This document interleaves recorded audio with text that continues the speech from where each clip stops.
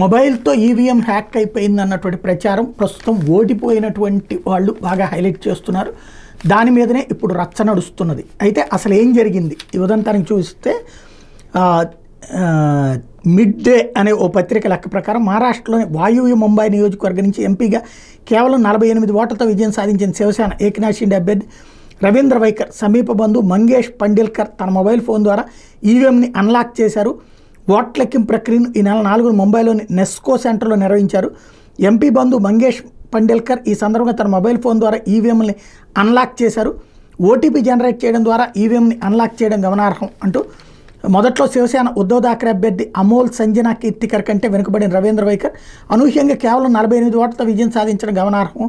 నిబంధనలకు విరుద్ధంగా counting కేంద్రంలోకి mobile phone తీసుకెళ్లడం, అదే ఫోన్ ద్వారా శివసేన ఏకనాథ్ షిండే అభ్యర్థి పలువురితో మంతనాలు జరపడం మీద ముంబై పోలీసులు ఈ నెల 14న కేసు నమోదు చేసి నిందితులకు నోటీసులు జారీ చేశారు. మొబైల్ ఫోన్ని స్వాధీనం చేసుకుని ఫోరెన్సిక్ పరీక్షకు పంపారు. అయితే మొబైల్ ద్వారా ఈవీఎంని హ్యాక్ చేశారన్న మిడ్ డే పత్రిక కథనాన్ని ఎన్నికల సంఘం ఖండించింది. అది దాని మీద పరువు నష్టం కేసు కూడా వేస్తున్నట్టు ప్రకటించింది.